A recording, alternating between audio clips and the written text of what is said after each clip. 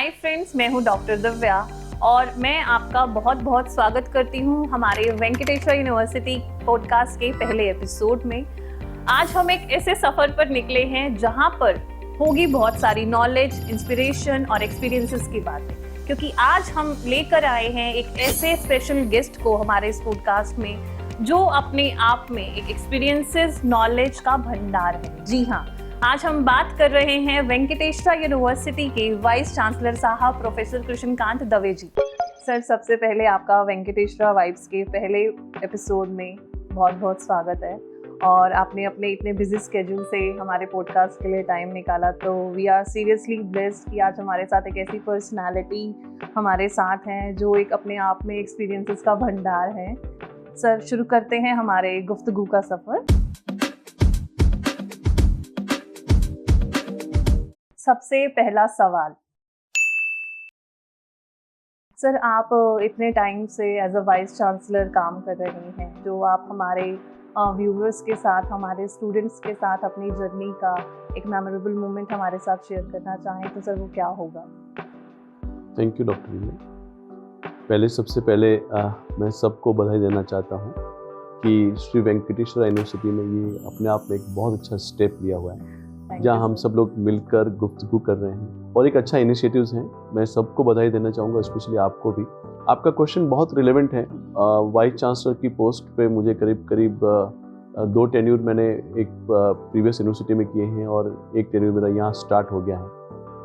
बहुत सारे मोमेंट ऐसे हैं जहाँ पर मैं कह सकता हूँ कि एक बहुत प्राउड फील करवाता है being a vice chancellor of the university. ये कहा भी जाता है कि वाइस चांसलर की पोजीशन पे पहुँचना भी बहुत बड़ा चैलेंजिंग टास्क होता है, लेकिन जैसे ही ये आपको ये अपॉर्चुनिटीज मिलती हैं तो आपके कंधों पे बहुत बड़ी रिस्पॉन्सिबिलिटी आ जाती है। Right sir. और रिस्पॉन्सिबिलिटी मतलब ये कि आपको हर दिन अच्छा करना होता है यूनिवर्सिटी के लिए, जहाँ पे हम कह सकते हैं कि बहुत प्राउड मोमेंट था हम सब लोगों के लिए।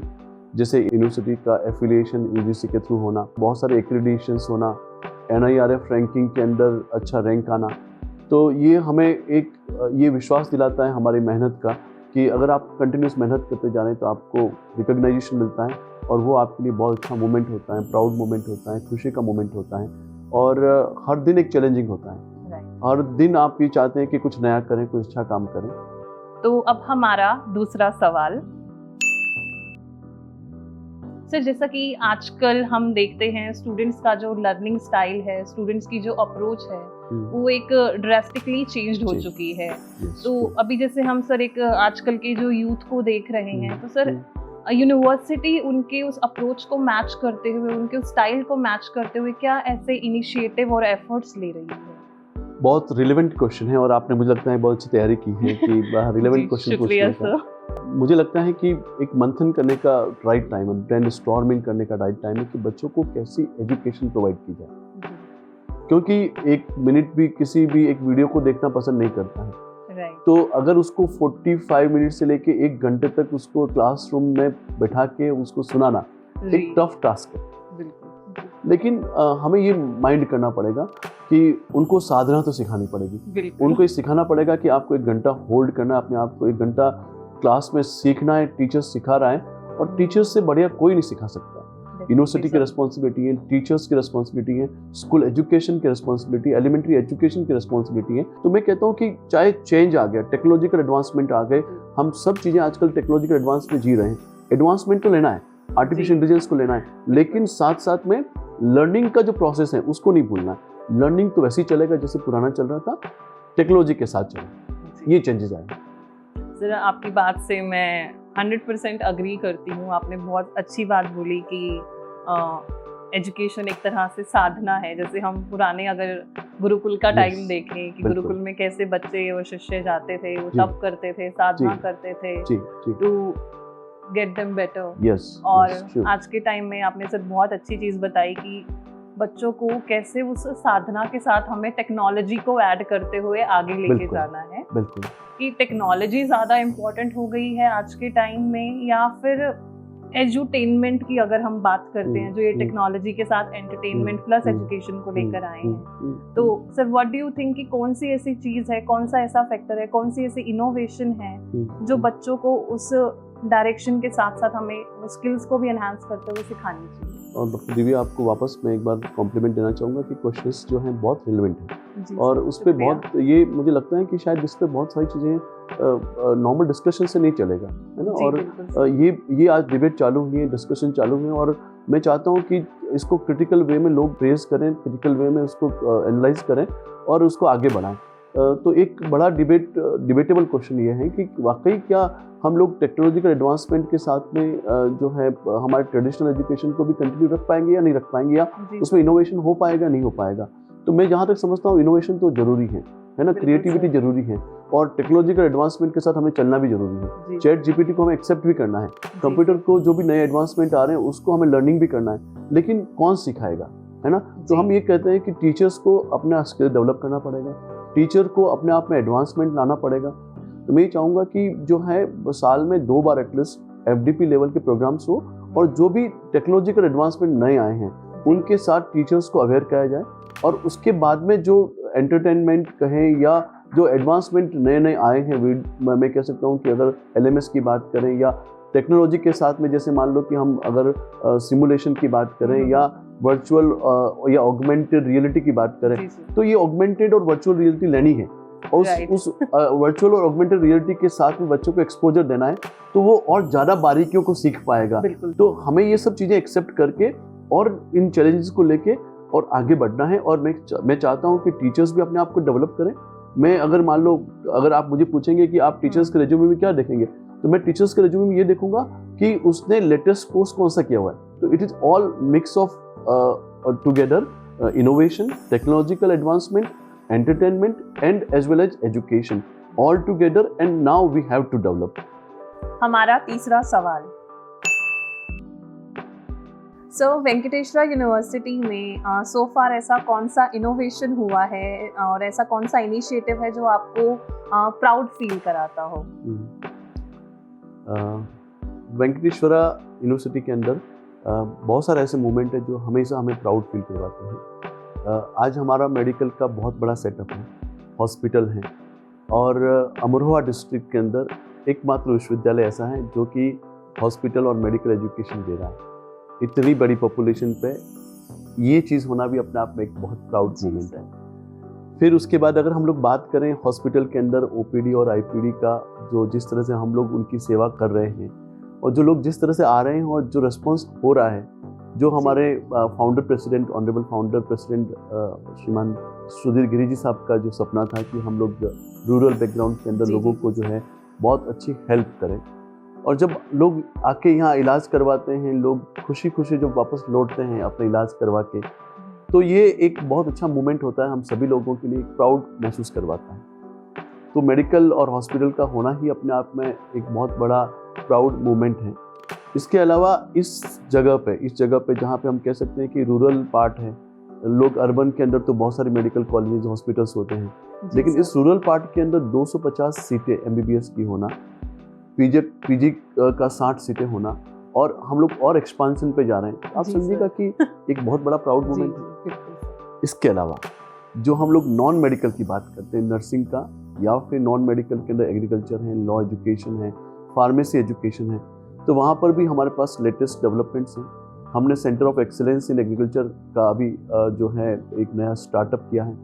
हमारा एंटरप्रेन्योरशिप सेल में अभी हमारे उत्तर प्रदेश गवर्नमेंट की, स्टेट गवर्नमेंट की तरफ से जो है एक बहुत बड़ा प्रकल्प हमें मिला है, जिसके अंदर हम फाइनेंस कर सकते हैं, फंड कर सकते हैं स्टेट गवर्नमेंट के थ्रू, जहाँ 1 करोड़ से लेकर 2.5 करोड़ तक का जो है, जो भी इंक्यूबेटर्स होते हैं जिनको लगता है कि यहाँ आकर हमारे साथ वो शेयर करेंगे उनका अपने आइडियाज़ और हम उनको हेल्प करवाएंगे फंडिंग के लिए। अभी रिसेंटली किया जो है अपने आप एक बहुत बड़ी मल्टीनेशनल कंपनी है, उसने हमारे यहाँ कैंपस प्लेसमेंट किया और करीब 7-8 बच्चों को जो है उन्होंने रिक्रूट किया। तो ये देखिएगा कि मतलब एक ये सब चीज़ें कहीं इनोवेशन है, तो कहीं जो है बच्चों का प्लेसमेंट एक्टिविटीज़ है, कहीं जो है ऐसी चीज़ें हो रही है जहाँ पे हम लोग कह सकते हैं कि हमने फाउंडेशन लगा लिया जो कि आगे आके वट वृक्ष बनेगा।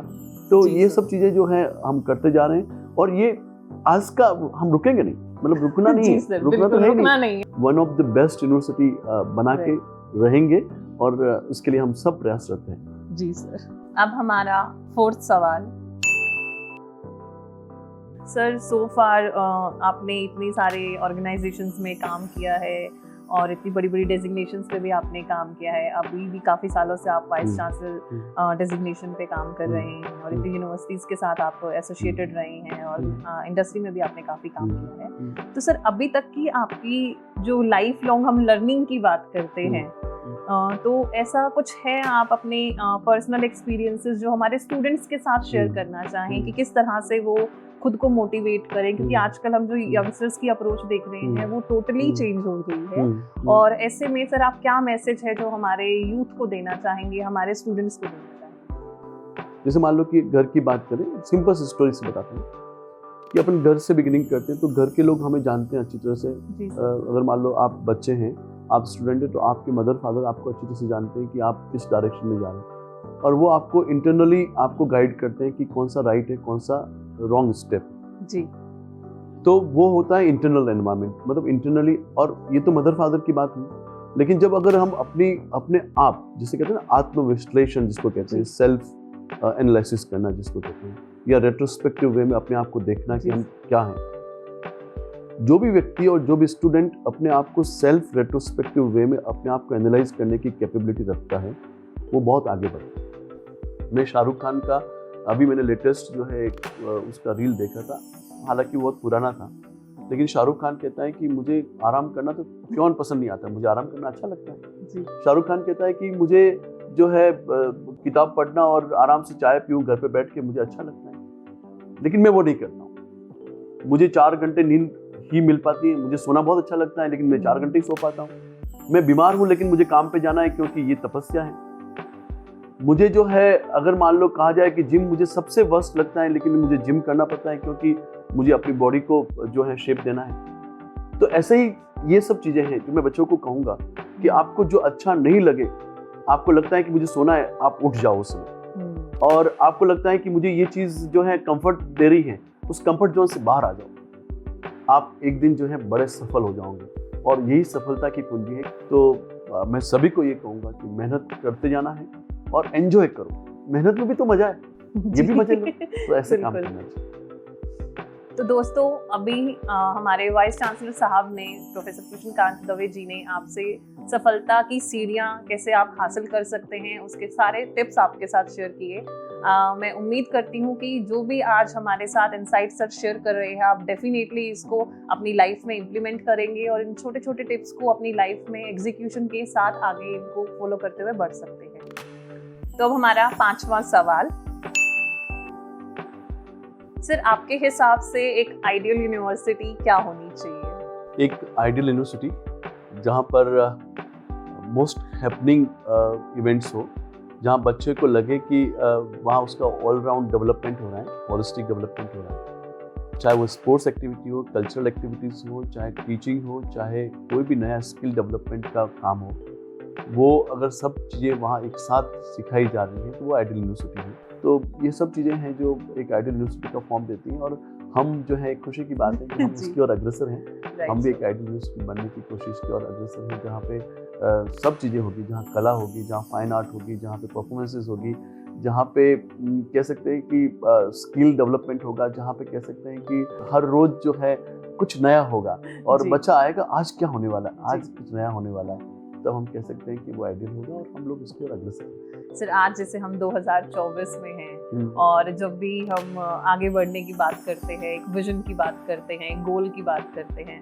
तो सर जैसा अभी आपने शेयर किया कि हम आगे बढ़ रहे हैं, अग्रसर है उस तरफ, सारी दिशाओं में हम काम भी कर रहे हैं, तो सर आपको क्या लगता है कि आज जैसे 2024 में हैं तो कौन से ईयर तक हम एक आइडियल यूनिवर्सिटी का खुद को टैग दे पाएंगे? हमारा शॉर्ट टर्म गोल क्या है या लॉन्ग टर्म गोल को हम कौन से ईयर तक अचीव करना चाह रहे हैं? ये कह सकते हैं कि एक बहुत बड़ा रिलेवेंट वापस क्वेश्चन है, जहाँ पे लीडर्स को ये कहा जा रहा है कि आप टाइमलाइन बताइए। तो और ये बहुत अच्छी बात भी है कि आपका एक टाइमलाइन तो होना जरूरी है ही। तो मैं सबसे पहले ये कहूँगा कि हमारे ऑनरेबल फाउंडर प्रेसिडेंट सर जो हैं, उनका विजन भी यही है कि जो है हम लोग जितना जल्दी हो सकता है, जब मैं कल परसों उनके कैबिन में बैठा हुआ था तो मैंने उनको कहा कि मैं कल से चालू करता हूँ, तो उनका ये कहना था कि कल से क्यों, आज से क्यों नहीं, अभी क्यों नहीं जी। तो मुझे जहाँ तक लगता है कि जो आपने मुझे बोला कि आपका शॉर्ट टर्म या लॉन्ग टर्म गोल क्या है। तो मैं कहूँगा कि हमने सपना जो आपने कहा कि आइडियल यूनिवर्सिटी का कब होगा, तो हमने काम चालू आज से ही और अभी से ही चालू कर दिया, जैसे जी ये सर। पॉडकास्ट सब लोगों के पास जा रहा है। इसके अलावा जो है ये टेक्नोलॉजिकल एडवांसमेंट है कि हम लोग हमारी मैसेज जो है लोगों को पहुंचा पा रहे हैं, जी और हमने अभी से चालू कर दिया है ये काम।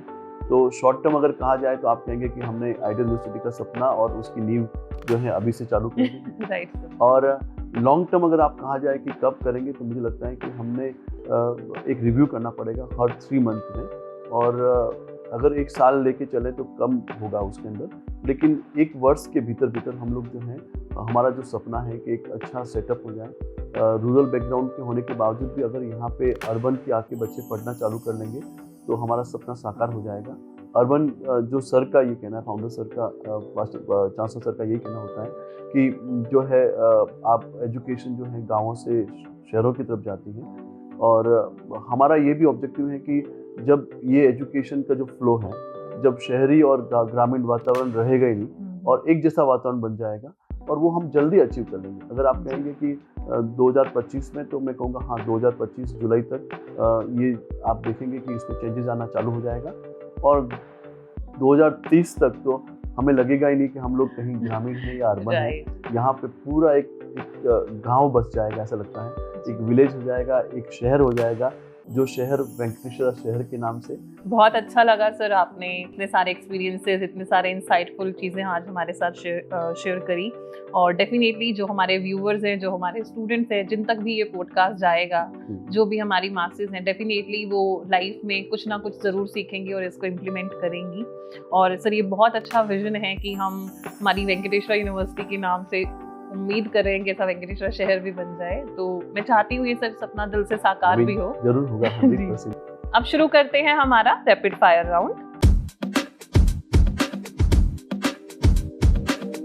सर जैसा कि इसका नाम ही रैपिड फायर है, तो आपको इसमें ब्रेक नहीं मिलेगा सर, आपको इसमें, ठीक है? तो हम स्टार्ट कर रहे हैं। सर टी और coffee? Coffee. Okay. Sir are you morning person और night owl? Morning person. Okay. Books और movies? Books. Sir what's your favourite book? The secret, written by Rhonda Byrne. बहुत अच्छी बुक है जो कि मैं सबको कहता हूँ पढ़नी चाहिए। सर जैसे हर इंसान के अंदर थोड़ा बहुत फिल्मी कीड़ा होता है, तो आपको कुछ ऐसी मूवीज जो अच्छी लगती हो, इंस्पिरेशन आपको मिलती हो? मेरे लिए सबसे बड़ा ये दुख की बात है, मूवीज खूब देखता हूँ लेकिन नाम कुछ याद नहीं रहते मुझे। तो एक बड़ा ड्रॉबैक है, लेकिन मुझे कोई पिक्चर का मैं सही नाम बता नहीं पाऊंगा आपको। एक जो है आरक्षण करके अमिताभ की मूवी थी, जिसमें टीचर्स पे वो बनी हुई है, किस तरह से उनका स्ट्रगल होता है, तो शायद वो मुझे कुछ ऐसी मूवी जो है मुझे अच्छा लगता है, और दिल को जो 12वीं फेल शायद में 12th फेल बनी है, वो एक अच्छी मूवी है, तो वो मुझे अच्छी लगती है उसकी।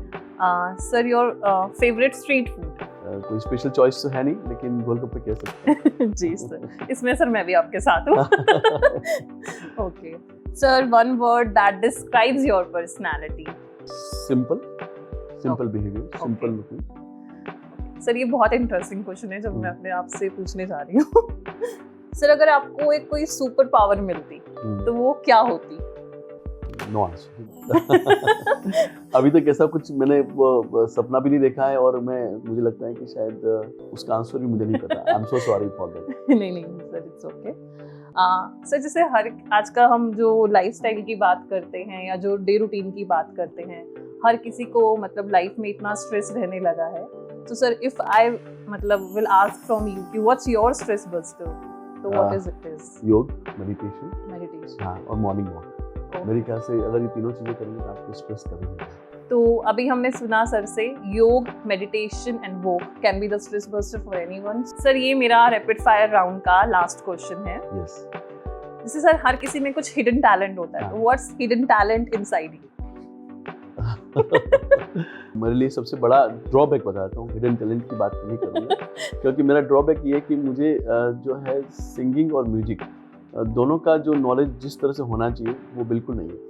तो ये मेरे लिए सबसे बड़ा ड्रॉबैक है, और अगर समय के साथ में अगर मुझे कहा जाए इसको इम्प्रूव करना, तो पता नहीं, अब शायद कभी नहीं होगा, और मुझे हमेशा ही गिल्ट महसूस होगा कि मैंने ये क्यों नहीं सीखा, है ना। महफिल के अंदर मान लो आप गा नहीं पाते हैं, या महफिल के अंदर आपने म्यूजिक का नॉलेज नहीं, तो वो सबसे बड़ा ड्रॉबैक है आपका। तो मुझे लगता है इसको इम्प्रूव करना ज़्यादा इम्पोर्टेंस रखता है मुझे। हिडन टैलेंट में सच मुझे कोई ऐसा लगता नहीं कोई हिडन है, सब सारा मैं सबको यही कहता हूँ कि ट्रांसपेरेंट हो, जो कुछ भी है आपके सबके सामने है। Nothing is hidden, nothing is मैं कुछ छुपा नहीं सकता हूँ, कोई है भी नहीं ऐसा। लेकिन मैंने आपको बताया कि इन चीज़ों पर मुझे काम करना है, तो मुझे जरूर करेंगे। Okay, so thank you very much sir, आपने अपने इतने बिजी स्केड्यूल से हमारे लिए टाइम निकाला। I must appreciate and admire the step you have taken, Dr. Divya. I wish all the best to you और होपफुली हम लोग बहुत अच्छा करेंगे। ये पॉडकास्ट एक मेरे ख्याल से एक इनिशिएशन है, लेकिन हमें माइल्स टू गो, हमें बहुत अच्छा काम करना है और मुझे लगता है कि बहुत अच्छा काम करेंगे। और ये एक मीडियम है, मुझे लगता है कि पॉडकास्ट आपने जो अच्छा चूज़ किया है, एक अच्छा मीडियम है जहाँ हम हज़ारों लोगों पे, लाखों लोगों के पास पहुँच पाएंगे और उनको हमारा मैसेज कन्वे हो पाएगा और हम लोग क्या करने वाले हैं, क्या क्या करेंगे, ये एक स्टेप से नहीं, एक एपिसोड से नहीं, ऐसे अनेकों एपिसोड आएंगे जहाँ पे हमारी बड़ी बड़ी हस्तियाँ रूबरू होगी, अच्छे अच्छे लोग आएंगे। आज हम लोग जो हैं टीचर से चालू करेंगे, प्रोफेसर से चालू करेंगे, फिर हो सकता है कि इस जर्नी के अंदर ऐसे ऐसे लोग भी आएंगे जहाँ पे बड़े बड़े लीडर्स भी रहेंगे, हम लोग बहुत आगे बढ़ेंगे। Thank you so much once again. और सर, इसी विजन के साथ अभी हमने शुरुआत करी है और definitely there are miles to go and we achieve together. Thank you so much. जी सर। हाय फ्रेंड्स, आज के लिए इतना ही। उम्मीद है आपको आज का पॉडकास्ट पसंद आया होगा। नेक्स्ट वीक हम दोबारा मिलेंगे आपसे, तब तक के लिए जुड़े रहिए Venkateshwara wife your journey your story के साथ। अगर आपको आज का एपिसोड पसंद आया तो लाइक शेयर सब्सक्राइब करना मत भूलिएगा।